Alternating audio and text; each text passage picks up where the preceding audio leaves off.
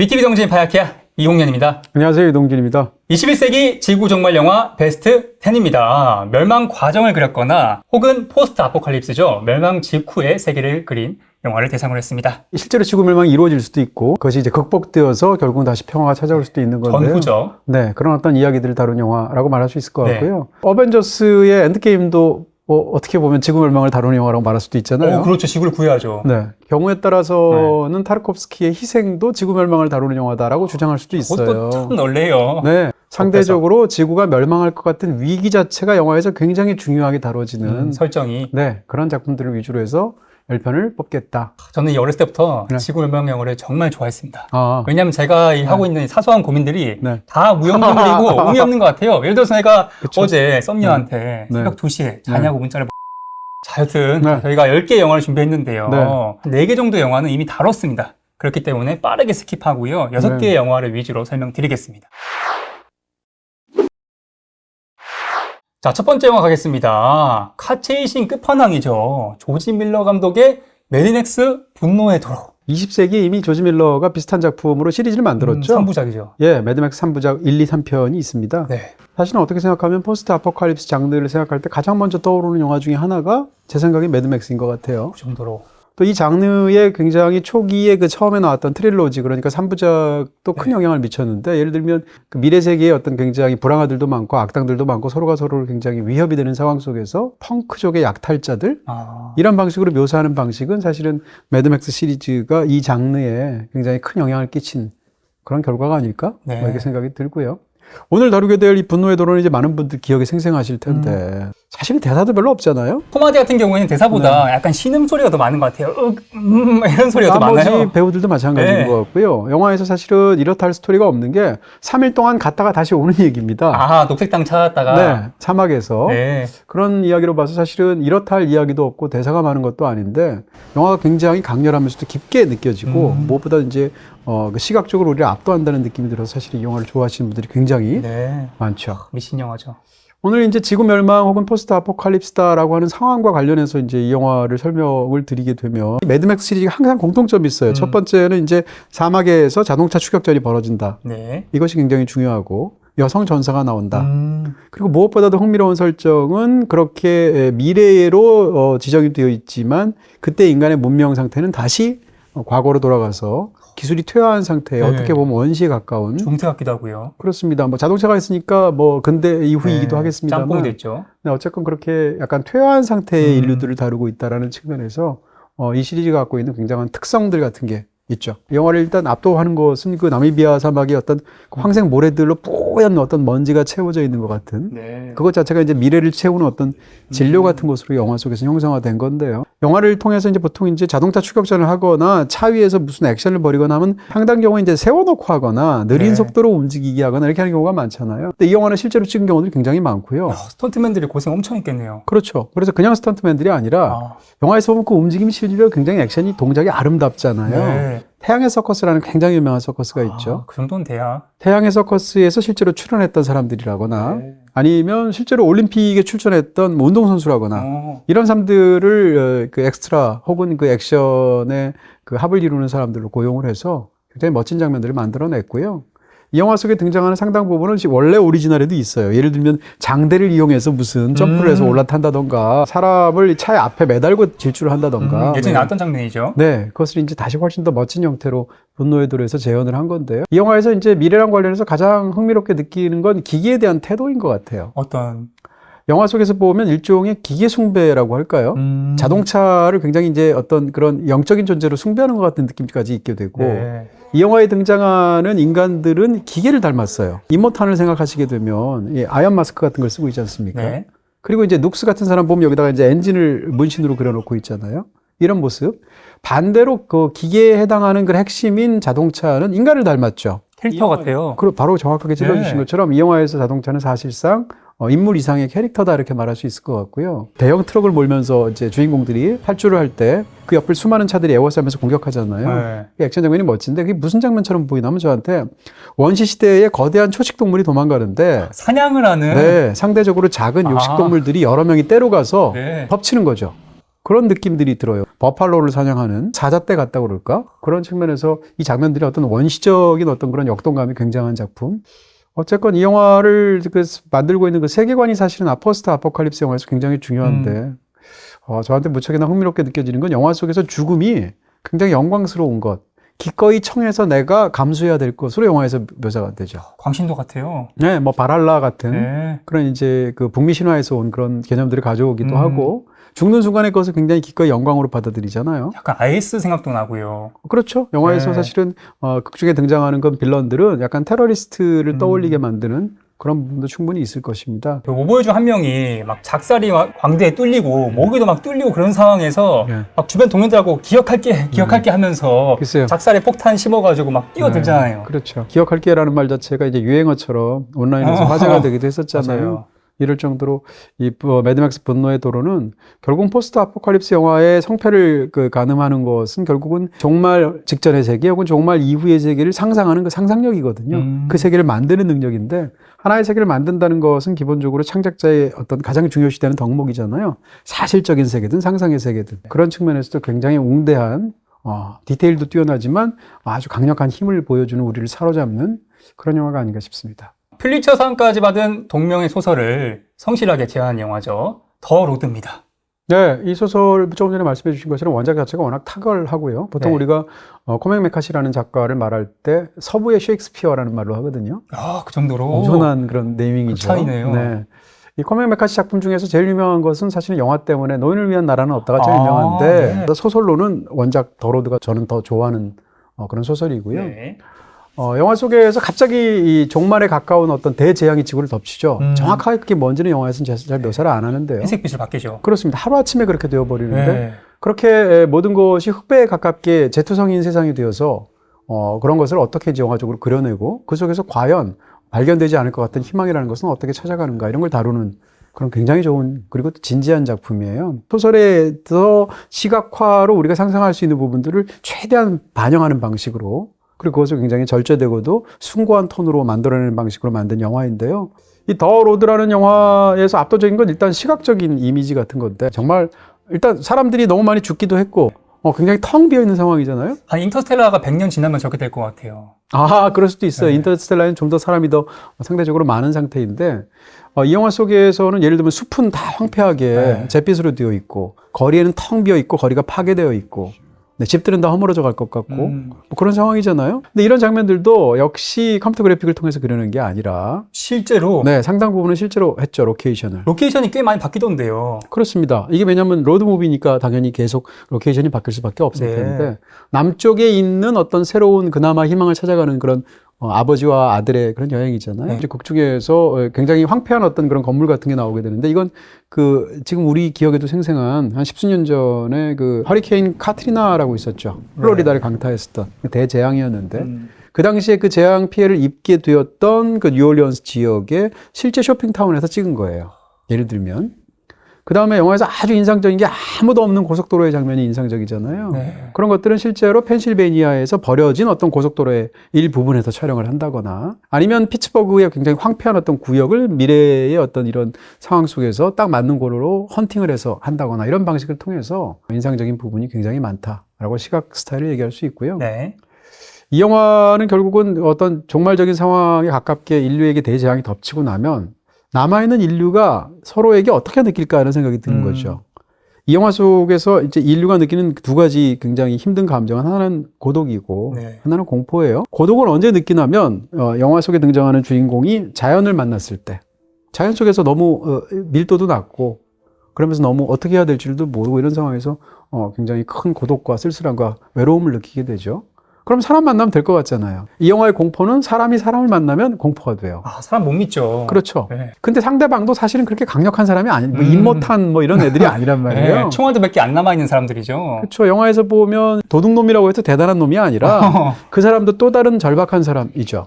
그래서 그 도둑놈을 잡았을 때 응징을 하잖아요. 그래서 옷을 다 벗기고 물건들을 다 뺏고 차가운 그 속에다 내버려 두고 그 주인공인 아버지가 돌아오는데 아들은 아직 그 사람이 계속 마음에 밟히는 거죠. 그 도둑놈이 불쌍하다는 댓글들이 제일 많습니다. 불쌍하죠. 근데 아마 아버지는 아들 앞에서 교훈을 주고 싶었을 거예요. 아. 사실 자기가 너무 죽고 싶어요. 희망도 없고 절망도 너무 많고 죽어야 될 이유, 내가 여기서 이 여정을 끝내야 될 이유가 한 수십 가지야. 그럼에도 불구하고 한 가지 이유 때문에 끝까지 가는 거예요. 그것은 이제 아들 때문이란 말이에요. 네. 근데 이 여정 끝에서 혹은 시간이 지나면 이 척박한 환경 속에서 아버지는 곧 죽을 거 아니에요. 그러니까 나 없는 상황에서 남게 되는 아들을 생각하게 되면 그 끔찍한 상황 속에서 아들이 어떻게 해야 될까를 교훈으로 남기고 싶겠죠. 그때 생길 수 있는 도둑의 어떤 침입에 대해서 더 필요 이상으로까지 아주 냉정하고 혹독하게 대하는 거죠. 구성이 정말 대단한 게 아버지가 내가 신이 되어서 세상을 다시 만든다고 하더라도 지금처럼 만들겠다. 왜냐하면 널 만날 수 있으니까. 네. 너무 감동적이었어요. 아버지는 항상 알고 있어요. 결국은 내가 이 아들을 떠나게 될 거라는 걸. 네. 근데 영화에서 보면 이 영화가 희망을 다루는 방식 같은 건데요. 예를 들어서 Children of Men 같은 영화가 희망을 다루는 방식과 똑같은 포스트 아포칼립스 장르에서 이 영화가 다루는 방식은 달라요. 이 영화의 희망은 사실상 찾아가는 게 아니고 발명하는 겁니다. 발명. 네. 그 있는지도 몰라요. 네. 그런 상황에서 희망이 있다고 생각하고 혹은 없는 희망을 만들어서까지 계속 여정을 가는 거거든요. 제가 한 줄 평을 그렇게 썼던 기억이 나는데 계속 걸어라, 그래도 살아라. 그 두 문장이 이 영화의 핵심처럼 저한테는 네. 느껴졌어요. 너무나 처연하기도 하고 실제로 종말 이후의 어떤 인류의 상태에 대한 아주 깊고 깊은 인간성에 대한 탐구처럼 보이기도 하고 또 영화에서 과거 장면은 총천연색이잖아요. 막 화려하게. 근데 이 영화의 그 일반적인 장면은 거의 사실상 흑백 장면처럼 보일 정도로 이 두 가지가 너무 대조가 돼서 기억 속의 세상 지구는 너무 아름다운데 그때 우리 가족은 행복했는데 근데 지금 지구는 이 모양 이 꼴이고 황폐한 거의 지옥 직전의 상태. 너무 절망적이에요. 네. 아니 아들한테 피치 못할 상황이 되면 입을 총구에 넣어서 방아쇠를 당겨라 이런 말까지 할 정도니까 뭐. 왜냐하면 최후의 식량이 없는 상태에서는 누군가의 몸이 다른 사람한테 먹이가 되잖아요. 네. 그런 어떤 여러 가지 상황까지 벌어지게 되니까 아버지는 아들한테 정말 최후의 상황까지 다 알려줄 수밖에 없겠죠. 아무리 어린 아들이라 할지라도 그런 측면에서 무척이나 무겁지만 굉장히 인상적이고 어떤 그런 것을 훌륭하게 잘 형상화한 작품이라고 할 수 있습니다. 라스 폰트리에 감독의 멜랑콜리아도 빠질 수 없는데 사실 네. 이 영화는 저희가 엔딩씬 베스트에서 다뤘죠. 네, 뭐 그때 여러 편을 제가 베스트 장면, 베스트 최고의 라스트 씬이라고 말했는데 그 중에서도 하나만 고르면 이 작품을 고르겠다라고 말할 정도로 그 정도예요. 정말 지구 종말과 관련된 가장 압도적인 그런 네. 라스트 씬이 아닐까 싶은데요. 네, 한번 영화를 직접 보셨으면 좋겠습니다. 어마어마합니다 진짜. 네. 자, 이 영화를 저희가 파이아키에서 처음 다루죠. 네. 크리스토퍼 놀런 감독의 인터스텔라입니다. 어쩌다 그렇게 됐을까요? 그러니까요. 네, 저는 여러 번 다룬 줄 알았어요. 저도요. 네. 아니 저희가 SF 영화 베스트를 했는데 네. 그 베스트 댓글 중에 하나가 네. 어떻게 인터스텔라를 뺄 수 있냐. 베스트 그때 7까지 뽑았다면 아마 8등이었을 거고요. 아, 베스트 10을 뽑았다면 아마 11위가 아니었을까. 뭐 사실은 이런 영화가 1000만 명이 넘는다는 것은 한국에서 엄청난. 근데 이제 많은 SF 영화들, 잘 못 만든 영화들을 보다 보면 영화 속의 세계관이나 세팅은 엄청 큰데 그 엄청 큰 세팅을 제대로 활용을 못해서 영화가 곳곳이 비어 보이는 이런 영화들이 많아요. 이 영화를 보면 거대한 비전을 가지고 영화를 만들고 실제로 거기에 맞는 거대한 이야기를 또 그만큼의 알맹이를 집어넣어서 굉장히 영화를 만들어낸다는 측면에서 기본적으로 크리스토퍼 놀런 또 동생하고 함께한 거니까 그 동생과 함께하는 두 사람의 스토리텔링 능력이 얼마나 뛰어난지를 보여주는 그런 작품입니다. 네. 시각적으로는 이제 이 영화 속의 상황에서 지구가 점점점 종말에 가까운 거죠. 근데 지구가 너무 척박한 환경이 되다 보니까 예를 들도 이제 가까운 시일 안에 이제 산소 자체가 부족해서 인류가 호흡곤란 때문에 죽을 수도 있을 것 같은 그런 상황이 벌어지게 흙먼지 되고 때문에. 그리고 일단 작물들이 다 죽어가서 네. 예를 들어서 벼라든지 밀 같은 건 재배하기가 어려운 미래 기후 환경이 돼요. 네. 그래서 옥수수를 먹죠. 그렇습니다. 그래서 이제 옥수수를 거의 단일 재배를 하다시피 해서 거대한 옥수수 밭을 이제 형성하게 되는데 또 크리스토퍼 놀런이가 다 직접 하시는 분들이잖아요. 그렇죠. 분이잖아요. 아, 시집 따위. 네. 그렇게 해서 뭐 평으로 얘기하면 한 30만 평으로 제가 알고 있는데 30만 평의 옥수수 밭을 스태프들한테 심게 했다는 거죠. 뭐 3개월인지 6개월인지를 실제로 길렀다는 거예요. 네. 그리고 나서 또 심지어는 차를 가지고 그것을 다 깔아뭉기는 장면이 너무 멋지게 또 영화에 등장하기도 야, 하는데 BPC에서 팀 버튼 감독이 네. 그 많은 꽃을 다 심은 맞아요. 게 생각나네요. 정말 지독한 사람들인 거죠. 이런 인터스텔라 같은 이제 미래를 다루게 되고 더군다나 이제 제목 인터스텔라 그대로 이제 별 사이, 은하계 사이 우주선이 나아가는 이야기잖아요. 네. 근데 이런 영화를 찍을 때 세트를 어디까지 만들 것인가? 라는 문제가 있어요. 우주 네. 세트를 만들 수는 없잖아요. 근데 최소한 우주선 세트는 만들어야 되잖아요. 근데 보통 우주선 세트를 만든다 할지라도 우주선 전체 모양을 다 만들고 그것을 밖에서 찍고 안에서 찍고 이렇게 잘 안 한단 말이에요. 근데 이 영화는 실제로 4.5톤 크기로 우주선 하나를 실제로 세트로 만들었어요. 그리고 더 흥미롭게 생각하는 건 SF 영화를 찍을 때 배우들은 특수효과가 많을수록 연기하기가 좀 본인이 생각해도 약간 민망한 거 웃길 수 있죠, 있으니까 약간. 앞에 공룡이 있다 그러면 이런 거 해야 되잖아요. 공룡도 없는데. 근데 이 영화에서 놀라운 것 중에 하나는 배우들의 연기도 워낙 중시하는 감독이다 보니까 우주선을 세트로 만들어 놓고 정교하게 네. 바깥에 그린 스크린을 만들어 놓고 사전에 촬영된 우주 영상들을 거기다 쏜 거예요. 아. 그러면 배우들 입장에서는 실제로 비춰지는 우주를 보면서 연기하는 것 같아요. 훨씬 필이 오겠네요. 그렇습니다. 이런 방식으로 했다든지 여러 가지 측면에서 굉장히 놀라운 측면이 있겠죠. 개체는 설사 그 과정에서 각각 소멸하고 비극을 맞는다 할지라도 어떻게 하면 인류라는 종의 운명을 유지할 것인가에 관한 얘기란 말이에요. 실제로 종말의 상황이 한번 온다고 생각해 보세요. 네. 극중에 마이클 케인 그 모든 이 나사로 프로젝트를 그 관장하는 그 과학자 그런 말을 하잖아요. 우주로 나갈 때는 인간을 생각하지 말고 인류를 생각해야 된다는 얘기를 하잖아요. 그런 상황이 될 것 같고요. 네. 그렇게 됐을 때 혹시 나는 죽더라도 혹시 우리 가족들은 헤어지더라도 인류의 어떤 사람들은 남아서 인류의 어떤 그런 그 근원을 계속 이어가야 되지 않겠는가라는 수정란 고민을 500개라도. 갖고 있죠. 플랜 A라는 것은 극중에서 그럼 지구를 버리고 많은 SF 영화에서 그런 것처럼 멀리 지구가 살 수 있는 가장 유사 환경을 갖고 있는 그런 행성을 찾아서 그 행성으로 인류가 이주하는 거죠. 그래서 옮겨가서 사는 방법이 있겠죠. 대표적으로 월이 같은 작품이죠. 또 한 가지 방법은 플랜 B인데 수정란을 보내는 거죠. 그렇게 해서라도 우리 인류의 대를 잇게 만드는 거죠. 그러면 지금 현존하는 인류는 사멸하고 말지라도 인류는 계속 되겠죠. 근데 이 영화에서 이 모든 임무를 수행하는 그 대장으로서 가게 되는 매튜 맥커너이는 플랜 A인 줄 알고 간단 말이에요. 낚였죠. 낚인 거죠. 거기과 관련된 어떤 비밀들이 있게 되고요. 네. 근데 그게 또 뒤에 가서 다시 또 뒤집히는 과정들 같은 게 있어요. 이런 면에서 이 영화는 실제로 그런 사건이 벌어지게 되면 인류 전체의 명운이 어떻게 될 것인가를 생각할 때 굉장히 흥미로운 이야기를 하고 있다. 이렇게 얘기할 수 있고요. 많은 경우에 이렇게 될 때 외부에서 그 도움이 올 수도 있잖아요. 죽어가는 인류를 향해서. 뭐 외계인이라든지 등등. 이 영화에서 약간 그런 신비적인 부분들도 있고 또 뒷부분에서는 또 어떤 진화하던 형태의 또 다른 존재를 상정하기도 하는데 결과적으로 마지막에 그 유명한 뭐 책장 장면 이런 것들을 보게 되면 테서렉트. 네, 테서렉트 장면 같은 그런 블랙홀 안에서의 장면 이런 걸 서재 장면 같은 걸 보시게 되면 결국 어떻게 보면 내가 나를 구원한 얘기로 볼 수도 있단 말이에요. 이런 식으로 굉장히 입체적이면서도 흥미로운 이야기 그러면서 인류의 의지에 관한 이야기 네, 이 영화의 메인 카피가 우린 답을 찾을 것이다 늘 그랬듯이란 말이에요. 네. 거기에 가장 강력하게 담겨 있는 건 의지란 말이에요. 그런 면에서 인류의 의지가 영화 속에서 어떻게 발현되는지 이런 걸 보게 되는 것이고요. 종의 운명을 위해서 개체의 운명을 포기하는 것처럼 보인단 말이에요. 그렇죠. 그렇게 사랑하는 특히 딸. 쉽게 얘기하면 인류를 위해서 가족을 버렸단 말이에요. 버렸다는 게 뭐 어쩔 수 없는 선택이지만 더 큰 숭고한 선택이겠지만 근데 그 여정의 끝에서 가정을 또 만나는 이야기이기도 하잖아요. 이런 측면에서 이 가족이라는 개체 입장에서 가장 중요한 어떤 작은 단위가 있을 것이고 그 다음에 인류라는 가장 종의 입장에서 가장 큰 단위가 있지 않겠어요? 이 두 사이의 이야기들도 굉장히 흥미롭게 작게도 이야기를 잘하고 크게도 이야기를 잘하는 그런 뛰어난 SF라고 할 수 있겠습니다. 와, 네. 진짜 저는 제 인생 영화 말씀드렸잖아요. 네. 이 천체 물리학의 경이로운 세계를 네. 이렇게 환상적으로 구현해 놓고도 그러니까요. 네. 또 그것을 감싸는 네. 이 가족 간의 사랑 네. 너무 벅차올랐습니다. 제 생각에 인터스텔라 때문에 천문학과 물리학과의 입결 높아졌을 것 같아요. 아, 그 진짜 당시에. 학생들이 네. 보면 네. 진로 바꿀 수도 있어요. 그럴 수 있어요. 네, 충분히. 예를 들어서 저 같은 경우에 중학교 때 이 영화를 만약에 봤으면 네. 저도 이과 갔을 수도 있어요. 이럴 갑자기 정도로 미적 공부하고. 사람에 굉장히 큰 어떤 영향을 미칠 수 있는 그런 힘이 있는 영화라고 할 수 있겠죠. 야, 나 인터넷 고장 났다. 잘 이해하지 아니, 못했어요. 인터넷 안 된다고. 잘 이해하지 못했어요. 계속 끊긴다고. 잘 이해 에이, 바보야. 지금까지 만난 챗봇은 내 마음도 몰라주는 바봇. 이제 비월드의 챗봇 챗비가 해결해드릴게요. 인터넷과 셋톱박스에 문제가 생겼나요? 원격으로 세밀하게 진단해 해결해드릴게요. 문제가 아직 해결되지 않았다면 쉽게 따라할 수 있는 조치 방법을 영상으로 안내하거나 서비스 매니저 방문 신청도 도와드려요. AI 챗봇 챗비를 지금 비월드에서 만나보세요.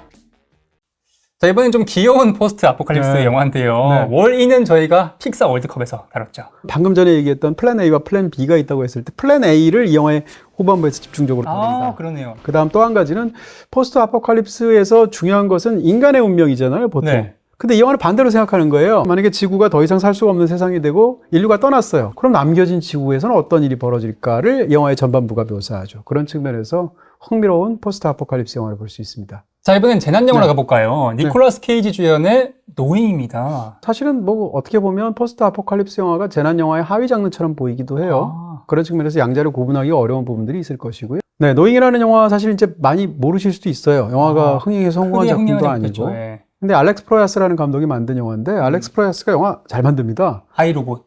뭐 아이로봇도 아이로봇으로 제일 유명하겠지만 옛날에 만들었던 다크시티 같은 영화 보면 상당히 훌륭한 SF거든요. 네. 이 작품에서 이제 제가 가장 대단하다고 생각하는 건 이런 대중적인 영화를 만들면서 타협하지 않는 스토리라고 그럴까요? 그러니까요. 정말 대단하다는 생각. 당시 영화를 보면서 설마 하는데 이 영화는 끝까지 갑니다. 네. 근데 그 점에서 대중분들께서는 바로 그렇죠. 호불호가 너무 갈리긴 했어요. 사람들이 포스트 아포칼립스 영화에서 기대하는 그런 스토리가 아니었던 것 같아요. 일반적으로는. 네, 영웅사상 아니죠. 근데 이 영화는 바로 그 점에서 비범한 측면이 있고 어떤 이 영화가 갖고 있는 웅대한 비전 같은 게 있고 네. 굉장히 어떤 신비주의적인 어떤 그런 관점 같은 것이 있는데 마지막까지 보고 나면 어떤 사람들은 마지막 장면에서 벌어지는 것들이 굉장히 이상하다고 생각하겠지만 황당할 수도 있죠. 저는 굉장히 훌륭하다고 생각하는 쪽이고요. 오히려 그런 마지막이 있기 때문에 이 영화가 수작으로 평가할 수 있는 게 아닌가 네. 이렇게 말할 수 있습니다. 이 영화는 약간 수비학적이라고 말할 수 있을 것 같은데 그러니까 50년대 말에 많이들 이제 예를 들면 타임캡슐을 묻는 행사 같은 거 하잖아요. 근데 이제 50년이 지나서 열어서 주게 되는데 니콜라스 케이지의 아들이 학교에 갔다가 그 중에 하나를 쪽지를 받아오죠. 네. 근데 거기에 뭔가 이상하게 난수표처럼 숫자가 막 알 수 없는 의미 없는 숫자들이 쓰여 있단 말이에요. 네. 근데 그게 사실은 의미가 있는 숫자였고 알고 보니까 지난 50년 동안에 벌어졌던 인류에게 있었던 수많은 재난들의 발생 일시와 그때 죽은 사망자 숫자란 말이에요. 실제 사건들이 많더라고요, 실제로. 당연히 그렇게 네네. 만들겠죠. 왜냐하면 이 영화를 만들었을 때는 이미 과거 일들이 됐었을 테니까. 그런 측면에서 그것을 하나하나 추적하게 되는데 그 종이에다 못 적고 뒤에 적고 뭐 등등등 집에 적고 한 것까지 다 합쳐보면 맨 마지막은 숫자가 아니라 알파벳 E를 거꾸로 쓴 글자 2개인 거죠. 뜻을 알면 네, 근데 얼핏 보면 33처럼 보이기도 하는데 네. 근데 이게 everyone else란 말이에요. 소름이죠. 다시 말하면 50년간의 재앙이 끝나고 맨 마지막이 되면 everyone else. 모든 사람이 나머지 사람들은 다 죽는 야. 거죠. 그래서 그것을 보는데 처음에는 터무니없다고 생각했는데 네, 학교에서 천문학을 가르친 천문학자인 니콜라스 케이지가 보는데 거기에 사실은 모든 비밀들이 있었던 거예요. 그러면서 이제 펼쳐지는 이야기. 이 영화의 이야기가 아까도 말씀드린 굉장히 신비주의적인 어떤 측면들이 있는데 숫자를 다루는 태도나 아니면 라스트 씬에서 등장하는 방식이나 이런 것들인데 상당히 이런 그 포스트 아포칼립스 다루는 영화들이 인물의 어떤 신념 같은 게 바뀌게 돼요. 어떤 일들을 겪고 나서. 원래 우연을 믿었죠? 그렇죠. 초반에 보면 천문학자가 학교에서 강의할 때도 우주는 다 우연이라고 말을 하고 네. 숫자의 나열은 다 무의미한 것들의 나열이고 이렇게 생각했던 사람이란 말이에요. 근데 알고 봤더니 다 의미가 있는 것이었고 모든 것이 어떻게 생각하면 다 예비가 되었고 운명이죠. 뭐 이런 거란 말이에요. 그런 면에서 이 사람은 세계관 자체가 완전히 바뀌게 되는 건데 인터스텔라도 똑같아요. 인터스텔라에서도 그 매튜 맥커네이가 초반에 보면 그 딸이 서재에 누군가 유령이 있는 것 같다라고 말을 했을 때 과학에는 유령 따위는 없어라고 말한단 말이에요. 시각적으로도 사실 노잉이 많은 사람들이 생각하는 무슨 2012라든지 뭐 투모로우 같은 영화들 같은 그런 걸 많이 보고 싶어 할 수도 있잖아요. 그럴 때는 이제 보통 자유의 여신상이나 에펠탑 같은 걸 쓰러뜨리는데 그렇죠. 랜드마크들이 이제 쓰러지는 네. 건데요. 그런 볼거리들이 많지는 않죠. 네. 그래서 아마 어떤 사람들한테는 실망스러웠을 수도 있는데 그럼에도 불구하고 명확한 몇몇 장면들은 굉장하다는 생각이 들어요. 특히 이제 전 비행기 추락하는 장면 엄청나죠. 너무 사실적이더라고요.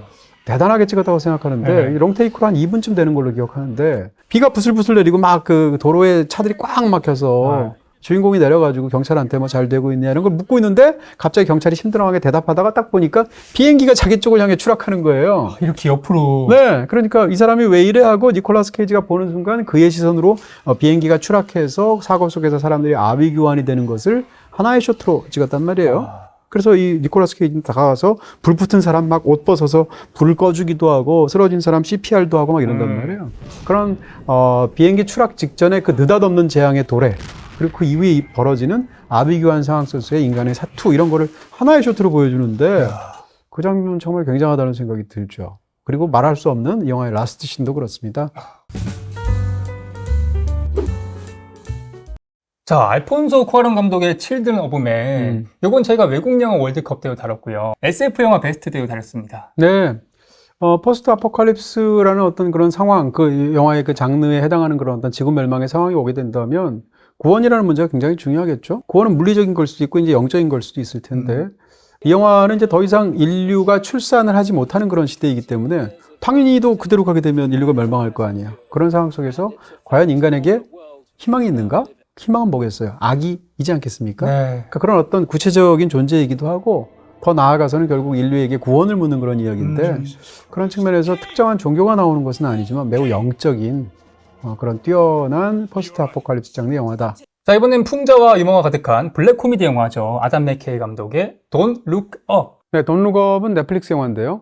애덤 맥케이 영화 좋아합니다. 네. 뭐 예를 들어서 빅쇼트 같은 걸출한 작품도 있고 상대적으로 많이 안 보셨겠지만 그 바이스라는 영화도 있죠. 네네. 딕 체니의 어떤 전기 영화 이런 거 보면 기본적으로 각본을 굉장히 잘 쓰고요. 본인 스스로가 각본도 쓰는데 연출도 아주 뛰어나게 하고 무엇보다도 애덤 맥케이가 갖고 있는 재능은 미국에서도 별로 없어요.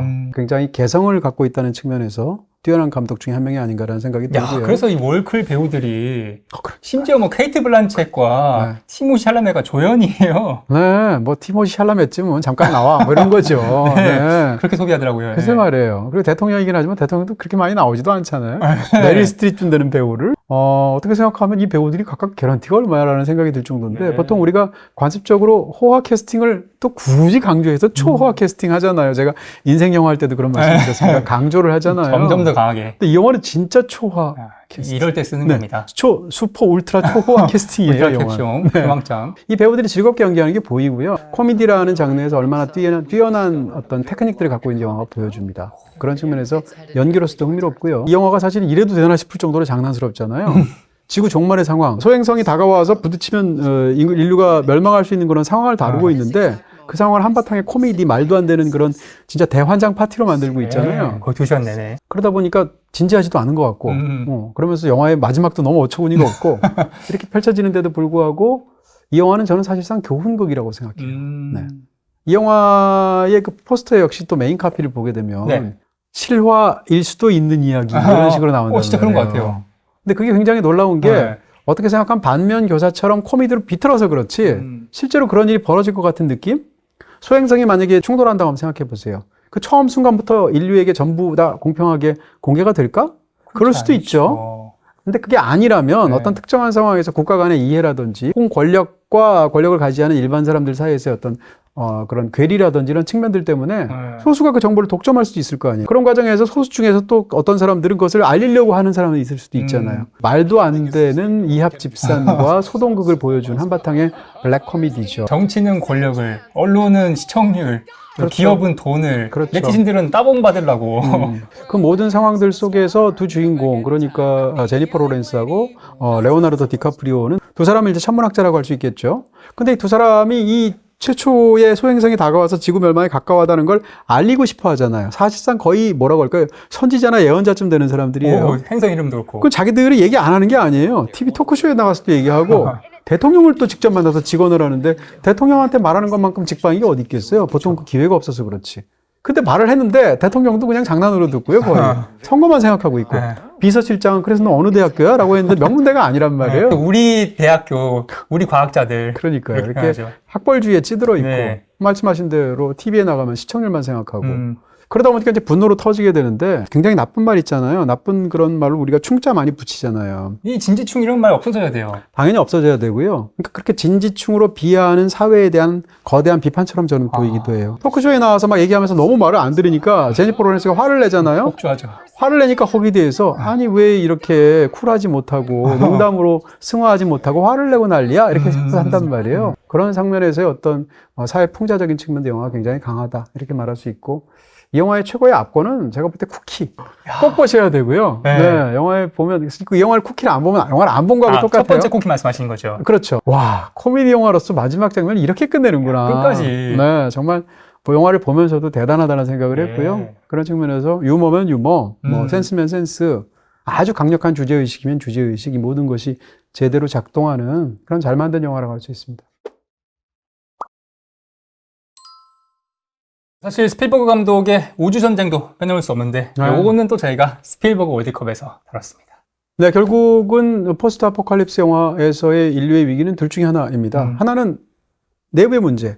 인간이 뭔가 핵전쟁을 벌였거나 무슨 기후를 망쳤거나 뭐 등등해서 벌어지는 문제. 그런 경우 참 많죠. 아니면 외부에서 오는 문제. 뭐 대표적으로 외계인 같은 거. 아니면 소행성이 충돌한다. 이런 것들이죠. 이 영화는 이제 후자인데 만약에 진짜로 외계인이 와서 인류의 절멸의 순간이 오면 어떻게 될까?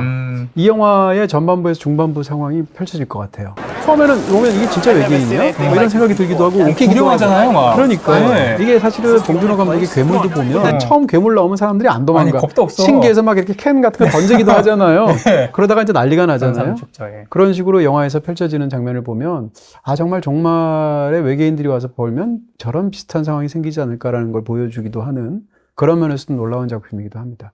자, 마지막 영화는요. 한국 영화 최고 제작비를 자랑하는 400억이 넘죠. 봉준호 감독의 설국열차. 네. 뭐 제작비 규모는 이제 어떻게 계산하느냐, 어떻게 주장하느냐가 좀 다르기도 한데요. 그쵸. 근데 어쨌건 지금 말씀하신 네. 대로 일반적으로 한국 영화 최대의 제작비가 들어간 네. 다시 말하면 영화의 어떤 설정도 그렇기도 하고 한국 영화가 꿈꿀 수 있는 가장 큰 사이즈의 영화 이렇게 말할 수 있습니다. 이야기로도 그렇고요. 네. 그다음에 제작비로도 그렇고 네. 또 캐스팅으로도 그렇잖아요. 한국 글로벌하죠. 영화라는 것을 감안하게 되면 네. 그런 측면에서 놀라운 영화이기도 하고 또 봉준호 감독의 영화 중에서 굉장히 또 이색적인 작품이기도 해요. 이 작품은 일단 왜 그 원래 프랑스 원작 만화를 영화화했는지를 알 것 같은 느낌이 있죠. 설정 자체가 주는 압도적인 시각적인 이미지가 있습니다. 세상은 얼어붙어가지고 기후 이상으로 빙하기죠. 네, 완전히 빙하기로 얼어붙어 있으니까 아무것도 움직이는 게 없을 거 아니에요, 거의. 네. 그 상황에서 완전히 정지되어 있어요. 네. 근데 그 사이로 영원히 달려야만 하는 기차가 있어요. 네. 그러니까 이런 기본 설정 자체가 그런 세계와 그런 정의 세계와 그다음 그렇게 움직이는 어떤 그 공간으로서 영화의 무대가 되는 기차라는 동해의 어떤 그런 그 핵심적인 공간의 설정 자체가 굉장히 놀랍게 느껴지는 부분이 있고요.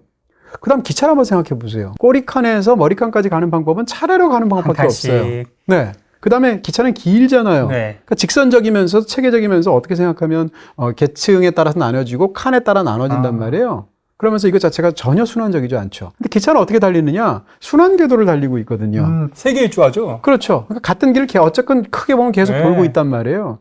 이게 이 영화가 다루는 두 가지 주제를 그대로 함축하고 있습니다. 봉준호 감독이 항상 이야기를 만들면서 큰 그림을 그릴 때 A처럼 보이게 영화를 만들다가 B 이야기를 하는 방식으로 봉준호 감독이 영화를 만들죠. 예를 들면 괴물 같은 영화를 보면 괴물의 난동을 보여주는 괴수 영화처럼 영화가 시작되다가 사실은 정반대의 어떤 그 한 가족과 사회 비판적인 이야기로 이야기가 전환이 되지 않습니까? 네. 그러면서 무슨 바이러스 얘기가 막 나오고 막 이러잖아요.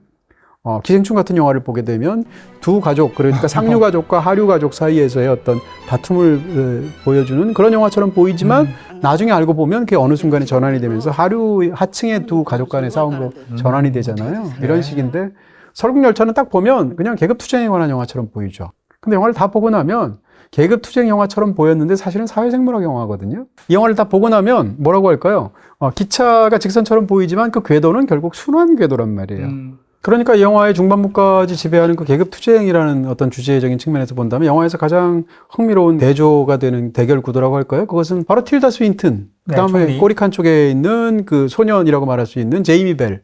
이 둘 사이에서 가장 극대화된다고 볼 수 있어요. 네. 그리고 이 영화의 후반부에 등장하게 되는 소위 사회생물학적인 네. 어떻게 보면 순환 사이클을 이루면서 인류의 운명이 계속 갱신된다고 할까? 여기를 이것의 어떤 후반부의 진짜 주제라고 만약에 보게 된다면 거기서 핵심적인 어떤 두 인물 대립 구도가 있다면 한쪽에는 에드 해리스가 있고요. 네. 다른 한쪽에는 존 허트가 있죠. 그렇지만 두 사람의 관계는 굉장히 역설적으로 맞물린다는 측면에서 이 영화에서 가장 재미있는 이야기였던 고리 같은 것이 숨어 있다고 말할 수 있겠죠. 자, 어쨌건 이런 측면에서 이야기 자체도 무척이나 흥미롭고요. 그 모든 것을 떠나서 기본적으로 기차라는 것은 굉장히 영화적이거든요. 영화 매체 자체가 최초로 피사체로 찍은 게 기차이고, 네. 그 외에도 기차는 이제 수많은 명감독들의 영화 속에서 굉장히 중요한 그런 방식으로 영화가 나오기도 했었고요. 그런데 이제 SF에서 이 기차라는 걸 가지고 기차를 정말 절묘하게 해서 대중적으로도 크게 성공한 두 편의 한국 영화가 있을 거예요. 또 하나는 부산행인데, 네. 부산행도 그렇잖아요. 이제 좀비 영화 너무 흔하잖아요. 근데 그 좀비들의 세계를 기차 안으로 한정했단 말이에요. 신박했죠. 네. 그랬을 때 벌어지는 뭐 액션부터 시작해서 이야기 어떤 방식까지 모든 것이 달라질 텐데, 네. 그걸 굉장히 잘 구사를 했고요. 설국열차는 그것보다 훨씬 더 큰 비전을 가지고 인류의 모든 운명을 사실상 그 기차 안 속에 요약하고 압축한 거잖아요. 그런 상황에서 거기서 벌어지는 다양한 이야기를 다뤘다는 측면에서도 흥미로운 부분이 많은 그런 대작이라고 할 수 있겠습니다. 자, 정말 대작들을 많이 소개했는데 좀 참신한 영화를 특별히 추천하는 게 낫겠죠? 네, 뭐 인터스텔라 같은 작품을 처음 다뤄서 추천드리고 싶지만 이미 많은 분들이 보셨을 테니까 상대적으로 좀 이 영화의 존재 자체를 모르시는 분들도 있지 않을까 싶은 더 로드, 그다음에 노잉 이 두 편의 작품을 여러분께 추천해드리도록 하겠습니다. 네, 두 편의 영화 모두 BTV와 모바일 BTV에서 보실 수 있습니다. 네, 전 내일 지구가 멸망한다면 평론가님과 함께 시간을 보내고 싶어요. 그 마음에도 없는 이야기를 그렇게 아무리 방송을 그러니까요. 하시고. 네. 네. 네. 저도 이 순간에 내일 지구의 멸망이 온다면 마지막 촬영을 하고 싶습니다. 이렇게 말하고 싶지만 편집할 시간이 필요하잖아. 네. 그러니까 우리 촬영을 하면 안 되겠다. 예. 이런 생각을. 그러네요. 역시- 라이브로 해야겠네. 네. 역시 네. 가족과 함께 보내는 걸로 하겠습니다. 지구가 멸망하는 그날까지 파이어! 이야. 영상 재밌게 보셨나요? 여기 클릭하시면 제작에 큰 도움이 됩니다. 안녕!